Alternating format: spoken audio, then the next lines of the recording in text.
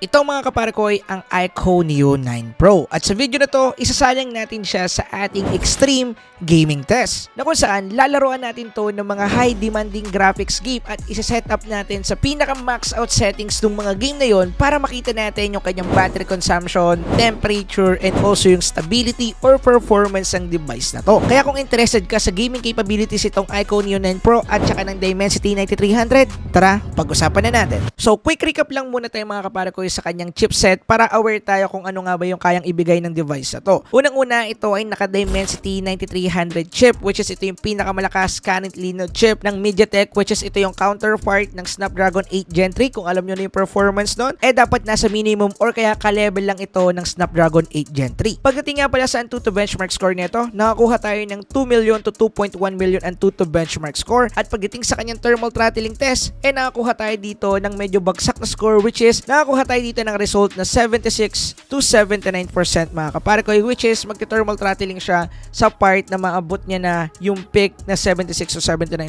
Pero kagaya lagi ng sinasabi ko, sa actual usage or gaming talaga natin malalaman yung pinaka-performance ng isang device, unlike dito sa ating mga test kasi ito ay mga expectation setter lang. Ngayon, pag-usapan na natin, let's go! Nga pala, dating gawin, gagamit tayo ng timer dito and also mag-i-start tayo ng gaming test sa 100% para ma-identify natin yung battery consumption and also kung gaano katagal na tayo naglalaro. Anyway, simulan na natin. So, sinimulan ko yung gaming test natin mga kapare ko dito sa bagong update na Parlate 84. At ito yung supported settings niya. Meron tayo ditong extreme, and high resolution. And then, pagdating sa kanyang gaming performance kapare ko, okay naman. Sa first part ng first game mga kapare ko, nakakuha tayo ng 120 FPS doon. Kaso nga lang, hindi ko na siya na-record kasi medyo common lang yun doon, lut lang. And then, after mga ilang minuto, bumagsak yung FPS niya sa 90 FPS. Pero in the other hand, hindi naman ganun umiinit yung device. Talagang medyo nag-warm lang siya ng konti at yung kanyang gameplay ay napaka-smooth naman dahil nga 90 FPS pa rin naman yan eh. Hindi ka makakita dyan ng FPS drop.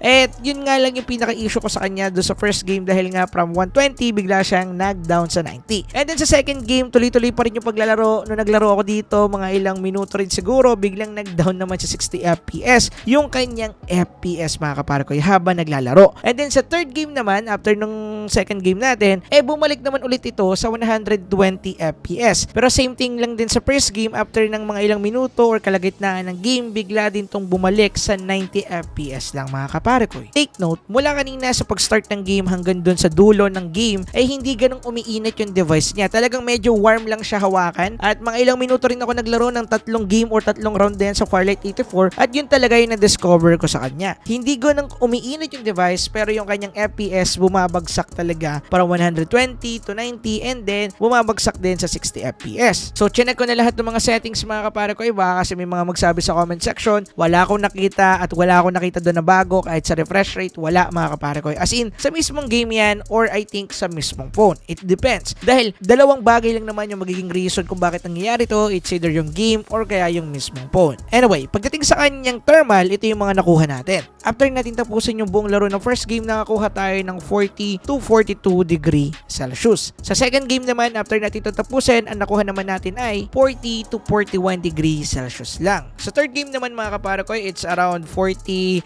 minutes sa paglalaro. Ito yung nakuha nating temperature. By the way, tuloy-tuloy yan ha. Ang nakuha nating temperature ay 40 to 42 degree Celsius lang. Then, same as first game. Kagaya ng sinabi ko kanina, wala akong naramdaman na sobrang abnormal na pag-init sa device ito dahil minomonitor ko siya as always kapag may nararamdaman ako. Kaya medyo nagtaka ako bakit ganun yung nangyari sa FPS niya, umaakyat, bumababa. So, di ko sure kung sa phone to or kaya doon sa ating mismong game. Anyway, proceed tayo sa next game. So, walang pahinga-pahinga, sinalang agad natin dito yung ating Wild Rift. At yung supported settings sa dito, which is yung pinaka-max, ay 120 FPS at high graphics settings. At pagdating naman sa gaming performance ng device ito dito sa Wild Rift ay okay na okay. Crispy 120 FPS yung nakuha natin dito mga kapare ko. May mga pagkakataon lang na nag-down siya sa 118, 117 at yung pinakamababang dinaw niya na nakita ko is 117, which is a common frame drop mga kapare ko kapag naglalaro ka at walang masyado nangyayari or mayroong masyadong nangyayari sa screen. So usually wala namang masyadong issue dito pagdating sa Wild Rift at yung nakuha nating temperature sa kanya ay 38 to 40 degrees Celsius lang. So ibig sabihin wala tayong magiging problema pagdating dito sa Wild Rift kung lalaroin natin siya ng pangmatagalan. And personally, sa loob ng couple of weeks na paggamit ko dito sa iQOO Neo 9, nakita ko na ganun talaga siya ka-smooth at ka-okay sa Wild Rift. So after natin tapusin yung laro natin sa Wild Rift, pinasok na agad natin itong Genshin Impact. At ang kanyang supported settings dito is yung pinaka-high, which is highest preset graphical settings, and then naka-customize settings tayo para sa 60 FPS. At pagdating sa kanyang game performance, wala tayong masasabi dahil napaka-smooth dito ng Genshin Impact. At nakakuha lang naman to mga kapare ko ng stable and smooth 60 FPS. At yung pinakamababang nakuha niya is 57 FPS at papitik-pitik lang yun. Nangyayari lang yung paglabas-labas ng 59, 57, 58, mga ganyan FPS once na marami nang nangyayari sa screen.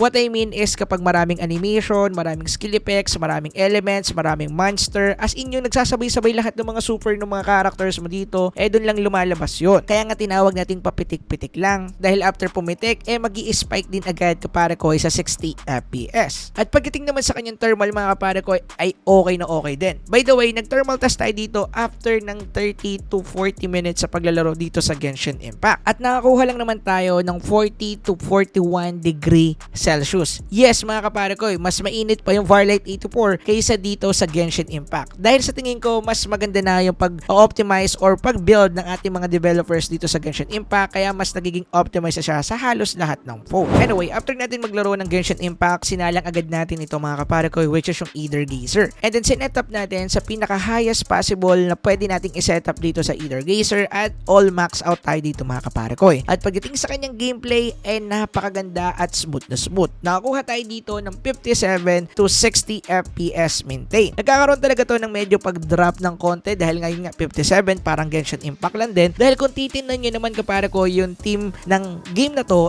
talagang napakaganda laruin. Para siyang Punishing Ray Raven dahil same lang sila ng team or ng mismong gameplay. Kaya nga maganda laruin din to or yung both games na yon. However, dito sa game test natin, hindi ko na nilaro yung Punishing Ray Raven dahil kung ano yung effect neto, ganun na lang din doon dahil nga almost the same lang sila na game. Anyway, pagdating dito, nakakuha tayo nga ng maintain 57 to 60 FPS at ang comment ko dyan ay napaka-smooth maglaro dito ng Aether Geyser. Wala nangyayaring lag, wala nangyayaring FPS drop, as in smooth all the way. At ang nakuha natin mga kapare ko dyan na temperature ay umabot lang naman ng napaka-chill, which is 36 to 37 degrees Celsius lang mga kapare ko. And by the way, nakaka 2 hours na nga pala tayo sa paglalaro at ito nga pala yung natitirang battery juice sa device natin sa loob ng 2 hours. Meron pa tayong 46% battery juice, so almost 50%. So ibig sabihin mga 54% yung natanggal sa loob ng 2 hours and 3 minutes sa paglalaro. Ngayon tingnan pa natin sa mga susunod na oras kung ilan yung matitira sa kanya. So walang pahinga-pahinga, pinasok agad natin itong next game natin, which is itong ating Tower of Fantasy. So pagdating naman sa kanya settings, sinet up natin sa pinaka highest possible na kaya niya, which is sinet up natin sa 90 FPS and also UHD resolution. At pagdating sa kanyang gameplay, ito yung nakuha natin. Smooth na smooth yung gameplay natin dito at naglalaro sa 80 to 90 FPS yung nakuha natin. However, meron pa rin papitik-pitik at pinakamababa niya na nakuha na FPS, which is nasa 70 to 75 at minsan may 77 pa. So usually, nandun yung kanyang FPS, naglalaro from 70 to 90. Yan yung pinaka pwede ko masabi, pero maintain naman siya kapag walang masyado nangyayari sa screen sa 90, 80 FPS, ganyan. Pero kapag medyo marami nang nangyayari, kailangan mo nang tumalon or kaya meron ka ng mga skill effects na bibitawan, bumababa yung FPS niya sa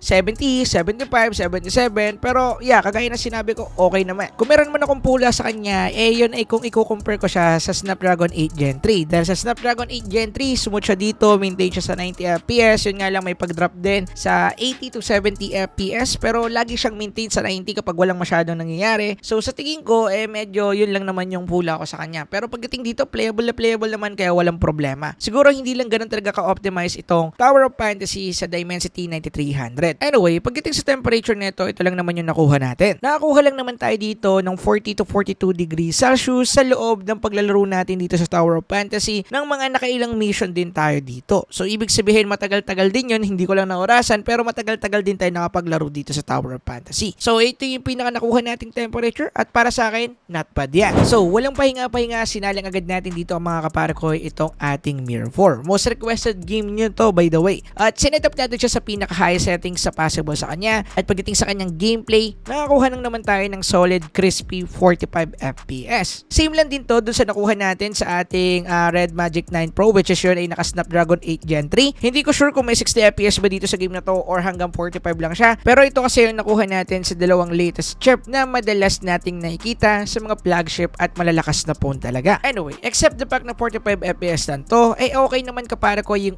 ating mismong gameplay dito. Pagdating sa graphics, magandang maganda, as in parang realistic or parang PC game yung nilalaro mo dito, yung run online kumbaga. Ang ganda niya tingnan usually, at syempre yung skill animation ay nandun din. Naninailed nila yung ganong gandang graphics. However, pagdating sa kanyang FPS, hindi siya maintain sa 45 FPS dahil medyo bumababa siya sa 30, 35, 37 FPS. So medyo may papitik-pitik tayo doon sa mga frame na nasa 30 and below. So usually ito yung mga nakukuha natin, at wala naman ako nakita na bumagsak yung kanyang FPS sa 20 or yung totally bagsak na bagsak. Kung meron mang pagkakataon, as in pitik lang talaga, as in parang nangyari lang ng ilang segundo or isang segundo and then wala na, as in pitik lang talaga yung nangyari. Ang maganda naman dito ay okay na okay yung gaming experience natin sa Mirror 4. Kaya pwede ka mag-grind dito. Kung gusto mo talaga magpalakas sa kanya or adikin to sa mobile phone, ay okay na okay tong iQOO Neo 9 Pro para dyan. Anyway, walang pahinga-pahinga, sinalik agad natin itong ating Diablo Immortal, and then dito meron na tayong 60 FPS frame rate settings, and then pagdating sa kanyang resolution hanggang high lang ulit at wala pang ultra dahil usually hindi naman tayo naka 4K or 2K resolution dito. And I doubt na kahit iset up ko yung resolution nito sa UHD ay ma-unlock natin yung ultra. Anyway, pagdating sa performance nito dito sa Diablo Immortal ay okay na okay. Unang-una, ang solid ng graphics, ang sarap maglaro dito. Kitang-kita yung skill animation, yung kulay ng dugo, and also yung ibang detailed sa mapa na hindi nyo masyado napapansin. Kapag naglalaro kayo nito, makikita ninyo dito kapare ko sa ating Diablo Immortal. Maganda yung kanyang usually overall graphics or yung kanyang overall display pagdating dito sa iQOO Neo 9. And then pagdating naman sa kanyang FPS, nakakuha naman tayo dito ng solid 60 FPS. Maintain yan mga kapare ko. Pero meron pa rin mga pasundot-sundot or papitik-pitik na pagbaba ng frame rate. Pero don't worry, hindi siya nag-i-stay as in pitik-pitik lang talaga. Lalo na kapag meron ako mga nakakahalubilong ibang player, kasi merong ibang mga adventures dito, meron ding ibang nagbi-missions, at also kapag maraming masyadong monsters sa field, medyo nagkakaroon tayo ng pagpitik doon. Pero don't worry, biglaan, at hindi na naman yun nakaka-apekto sa gameplay natin dahil hindi mo mapapansin kapare ko na nagkakaroon ka ng ganong pagbaba ng frame, which is nice. At pagdating naman sa thermal neto mga kapare ko, nakakuha lang tayo dito na napaka-decent temperature, which is 35 to 37 degree Celsius lang mga kapare ko. So ganon kaganda yung kanyang thermals dito, and also ganon kaganda yung performance ng ating iQOO Neo 9 Pro sa Diablo Immortal. So dapat hindi ko nasasalang to CODM dahil nandun na yan sa ating full review, pero syempre isingit pa rin natin. So usually yung kanyang frame rate settings dito is ultra, and then meron tayo ditong medium graphical settings dahil yan yung condition kapag gagamitin natin yung ultra frame rate. Anyway, pagdating sa kanyang FPS, pretty decent, 120 FPS sa MP and then 90 FPS naman sa VR. At pagdating dito sa MP mode, wala na tayong masasabi, hindi na natin kinakailangan pa ng maraming explanation dito sa CODM. Smooth at masyadong overkill gamit tong iQOO Neo 9 Pro pagdating sa CODM. Kahit sa VR mode, ganun din ang usapan mga pare ko. Wala kang makikitang FPS drop. Maganda yung graphics, however, medium nga lang kapag gagamitan natin yung 120 FPS. Pero yeah, in overall, okay na okay yung kanyang gameplay. So naglaro tayo ng mga ilang rounds dito, at ito yung nakuha natin na temperature. So sa MP, after ng 3 rounds sa paglalaro, nakakuha lang tayo dito ng 34 to 35 degrees Celsius. At sa VR naman mga kapare ko, ay nakakuha lang tayo dito ng 35 to 37 degree Celsius lang. Which is not surprising mga kapare ko, dahil ito naman talaga yung makukuhang temperature para dito sa CODM. Anyway, walang pahinga-pahinga, pinasok agad natin dito yung ating PUBG Mobile. Marami kasi mga nagre-request nito. Dito meron tayong ultra frame rate, and then meron tayong HDR graphics. Yan yung pinaka max out na settings niya usually. At pagdating sa gameplay, medyo kakaiba mga kapare ko, dahil yung nakuha lang nating FPS dito is 40 FPS. Iti-take note ko lang mga kapare ko, supported settings niya is ultra, and usually naka 144Hz tayo from the start ng gaming test natin hanggang dulo mga kapare ko, naka-on yan. Kaya nagtataka ako kung bakit hindi tayo pumalo na kahit man lang 60 FPS, talagang 40 FPS lang. Pero anyway, pagdating sa graphics niya, okay naman, maganda, and usually mukhang realistic tingnan. At yeah, maganda na rin yung optimization dito ng ating mismong PUBG. However, ewan ko kung bakit ganito yung FPS niya dito sa Dimensity 9300, dahil 40 FPS para sa akin hindi yan acceptable. Sana ginawa na lang nila 60, diba? Anyway, pagdating sa kanyang gameplay, just I said, okay naman, smooth, maganda. Yun nga lang, yung FPS lang yung magiging problema. At pagdating naman sa kanyang thermal, after ng 2 rounds, ito yung nakuha natin. At nakakuha lang naman tayo ng chill temperature, which is parang normal temperature lang niya. Nakakuha lang naman tayo dito ng 35 to 36 degree Celsius. And then dahil wala tayong ultra frame rate doon sa ating full review dito sa Mobile Legends, ito yung last game natin. At alam na natin ngayon kung paano i-activate yung ultra frame rate sa kanya. Kinakailangan mo lang siyang i-request. And then as you can see, meron na tayo dito mga paragoy kaparakoy na ultra frame rate. So ngayon, ultra na tayo dito, may ultra frame rate, merong ultra graphics. At pagdating sa kanyang gameplay, syempre, just I said sa ating full review, masyado ng overkill itong device na to para dito sa MLBB na hindi naman ganun talaga kabigatan na game. At pagdating sa kanyang FPS, maintain na merong tayong 120 FPS. And all the way mga kaparakoy, maintain yan. Pero meron pa rin mga bahagyang mga pitik-pitik or sundot-sundot na mga 118, 117 or sabihin na natin na above 110 FPS, which is okay naman at normal na normal dahil napaka-smooth niyang tingnan mga kaparakoy. At kagaya na sinabi ko doon sa full review, hindi ko masabi na masyadong overkill itong device ito para sa MLBB. Ngayon, I proud to say na masyadong overkill itong iQOO Neo 9 Pro para dito sa MLBB dahil hindi naman to ganun ngang kabigatan. At pagdating naman sa temperature na nakuha natin dito mga kaparikoy, binasic lang dahil nakakuha lang tayo dito ng 39 to 40 Celsius. So ibig sabihin hindi ganun kabigatan talaga tong MLBB. Anyway, battery check tayo after ng 4 hours and 9 minutes ang tuloy-tuloy na paglalaro non-stop. Medyo masakit na ngayong kamay ko dyan by the way. Pero yan, kagaya na sinabi ko, nasa 4 hours and 9 minutes yung ating playing time. Tuloy-tuloy yan mga kaparikoy, walang tigil. At meron pa tayong natira dito na 14% na battery juice. So ibig sabihin, merong saktong kunat kaparikoy itong battery ng ating iQOO Neo 9 Pro. Dahil sa loob lang naman ng straight na 4 hours and 9 minutes na yon, naka-open yung monster mode natin, meaning walang limiter kaparikoy yung ating iQOO Neo 9 Pro. Ibig sabihin, ibibigay niya yung pinaka-need na performance yung device natin pagdating dun sa game na niraran niya. Kaya talagang walang limiter siya doon pagdating dun sa part na yon. And also, naka-on pa yung ating high refresh rate at naka-max out pa yung mga settings sa mga games na nilaro natin. Kaya masasabi ko na medyo makunat kaparikoy yung battery ng ating iQOO Neo 9 Pro. So mga kaparikoy, meron pa rin tayong pula dito sa ating iQOO Neo 9 Pro dahil hindi naman kasi talaga to perfect. Dahil nga MediaTek yung ginamit na chipset dito, pag emulator game yung trip mong laruin dito sa device na to, medyo madidismaya ka. Kasi alam naman ninyo na medyo may discrimination pagdating sa mga MediaTek chipset, lalo na sa mga Yuzu na emulator game or emulated game, hindi talaga ganoon ka-okay pagdating dito sa mga MediaTek chipset. Yun na rin yung reason kung bakit hindi ako naglagay dito ng emulator game kasi wala akong game na na-try na gumana dito sa Yuzu emulator. Kaya hindi na ako nag-try pa ng iba, which is medyo access sa oras yun pagdating dito sa part na yun. Kaya ginawa ko na lang siyang cons. Anyway, in overall verdict, para sa akin, goods na goods pa rin talaga tong ating iQOO Neo 9 Pro. Para sa kanyang gaming performance, para sa kanyang camera, and overall specs, wala nang tatalo dito para sa kanyang presyo. Kagaya na sinabi ko, ito yung pinakamura na merong Dimensity 9300. Anyway, anong thoughts niyo about dito sa ating ginawang gaming test? Comment nyo naman yan dyan sa ibaba. Yun lang, peace out.